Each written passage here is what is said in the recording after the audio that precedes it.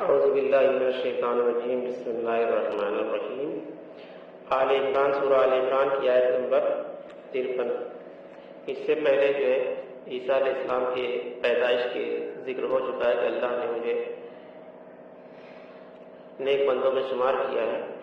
اب اس کی آگے کی آیت ہے ربنا آمنا بما انزلت، اے رب ہمارے ایمان لے آئے اس پر جو تو نے نازل فرمایا، واتبعنا رسول اور ہم اتباع کر رہے ہیں تیرے رسول کا، فاکتبنا مع الشاہدین، بس تو ہمارا نام گواہوں میں لکھ لے۔ یہی لفظ گواہ اب عیسائیوں کے خاص فرقے کی طرف سے اختیار کیا گیا لفظ یہوہ عبرانی میں خدا کے لیے آتا ہے، جو یہوہ بولتے ہیں وہ خدا کے لیے عبرانی زبان، کیونکہ انجیل جو نازل ہوئی تھی وہ عبرانی زبان میں تھی۔ یعنی یہ لوگ اپنے آپ کو خدا کو گواہ کرتے ہیں۔ سورہ بقرہ کی آیت 143 میں ہم پڑھ چکے ہیں وَكَذَلِكَ جَعَلْنَاكُمْ أُمَّةً وَسَطًا لِتَكُونُوا شُهَدَاءَ عَلَى النَّاسِ وَيَكُونَ الرَّسُولُ عَلَيْكُمْ شَهِيدًا، اور اے مسلمانوں اسی طرح تو ہم نے تمہیں ایک امت وسط بنایا تاکہ تم لوگوں پر گواہ رہو اور رسول صلی اللہ علیہ وسلم تم پر گواہ ہو۔ تو یہ لفظ شاہد گواہ قدیم ہے، پرانا ہے، اور اسلامی حکمت اور اسلام کی مستحلات میں سے ایک حیثیت ہے۔ وَمَكَرُوا مَكْرَ اللَّهِ، اب انہوں نے بھی چالیں چلی اور اللہ نے بھی چال چلی۔ اور کہیں اس کا جو ہے مکر اللہ کا جو ہے ترجمہ جو ہے خفیہ تدبیر بھی کیا گیا ہے۔ یہود کے علماء اور فریسی حضرت مسیح علیہ السلام کے مختلف چالیں چل رہے تھے، کسی طرح قانون کی گرفت میں آ جائیں اور ان کا کام تمام کر دیا جائے۔ ان لوگوں نے جناب علیہ السلام کو مرتد اور واجب القتل قرار دیا تھا، جو اس وقت کے بنی اسرائیل کے لوگ تھے، وہاں کے بادشاہ سے مل کے عیسیٰ علیہ السلام کو قتل کرنے کی کوشش کر رہے تھے، کہہ رہے تھے کہ ہمارے گھروں میں یہ جو ہے جھگڑا لگا دے رہے ہیں اور ہمارے دین کو برا بھلا کر رہے ہیں۔ جیسے حضور صلی اللہ علیہ وسلم کے زمانے میں ہوا کہ آپ صلی اللہ علیہ وسلم نے کہا کہ بتوں کی عبادت چھوڑ دیجیے، تو لوگ یہی بات کرتے، تو وہی ان کے ساتھ ہو رہا تھا، تو وہ ایک پلان بنائے۔ لیکن ملک پر سیاسی اقتدار کیونکہ رومیوں کا تھا، لہذا رومی گورنر کی توثیق یعنی سینکشن کے بغیر کسی کو سزائے موت نہیں دی جا سکتی تھی۔ ملک کا بادشاہ رچن ایک یہودی تھا، لیکن اس کی حیثیت کٹپتلی بادشاہ کی تھی، جیسے انگریزی حکومت کے تحت مصر کے شاہ فاروق ہوتے تھے۔ یہود کی مذہبی عدالتیں موجود تھیں، جہاں ان کے علماء، مفتی اور فریسی بیٹھ کر فیصلہ کرتے تھے۔ اگر وہ سزائے موت کا فیصلہ دے دیں تو اس فیصلے کی تنفیذ رومی گورنر کے ذریعے ہوتی تھی۔ اس صورتحال میں علماء یہود کے ہاتھ بندھے ہوئے تھے اور وہ حضرت مسیح علیہ السلام کو رومی قانون کی زد میں لانے کے لیے اپنی سی چالیں چل رہے تھے۔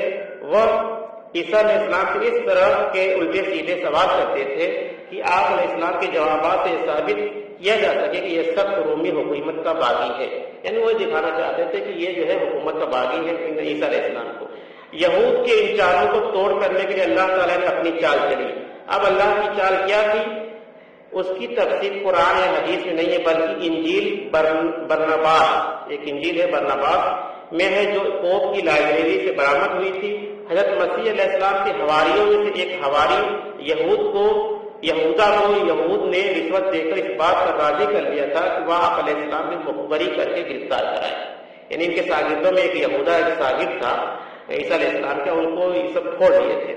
اللہ تعالیٰ نے اسی غدار حواری کی شکل حضرت مسیح علیہ السلام سے بدل دی اور وہ خود گرفتار ہو کر سولی پر چڑھ گیا۔ حضرت مسیح علیہ السلام پر وہ ہاتھ ڈال ہی نہ سکے۔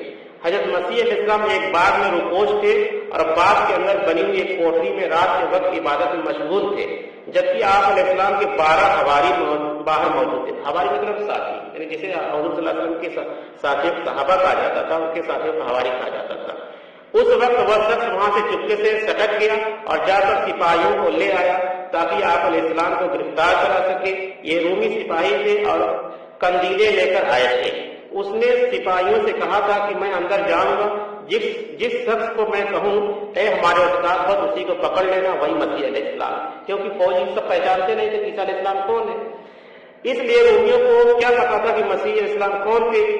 یہ سب جیسے ہی کوٹری کے اندر داخل ہوا یعنی یہودا، اسی وقت کوٹری کی چھت پھٹی اور 4 فرشتے نازل ہوئے اور حضرت مسیح علیہ السلام کو لے کر چلے گئے.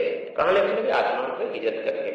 اللہ تعالیٰ نے اس شخص کی شکل تبدیل کر دی اور حضرت مسیح علیہ السلام والی شکل بنا دی. اب یہ گھبرا کر باہر نکلا تو دوسرے حواریوں نے اس سے کہا اے ہمارے استاد. اب انہیں کی شکل میں تو استاد کرنے لگے. یہ سنتے ہی سپاہیوں نے اسے قابو کر لیا اور اصل میں یہی سب سولی چڑھا نبی حضرت مسیح علیہ السلام. یہ ساری تفاصیر انجیل برناباس میں موجود ہے. یہ شہادت در حقیقت نصارہ ہی کے گھر سے ہمیں ملی ہے اور قرآن کا جو بیان ہے اس میں یہ پوری طرح فٹ بیٹھتی ہے کہ انہوں نے اپنی سی چالیں چلی اور اللہ نے اپنی چال چلی.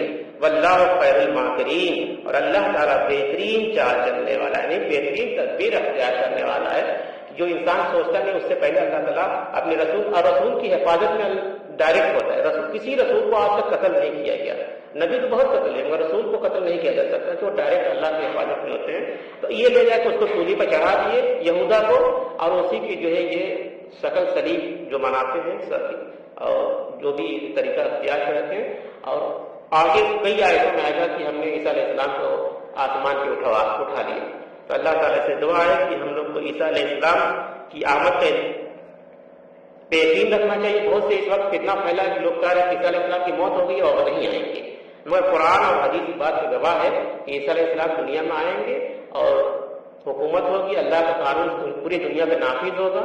اس کے بعد جو ہے پھر بگاڑ ہے تو اس کے بعد کتنے دنوں کے بعد قیامت آئے گی اللہ عالم، اس کا کسی کو خبر نہیں ہے.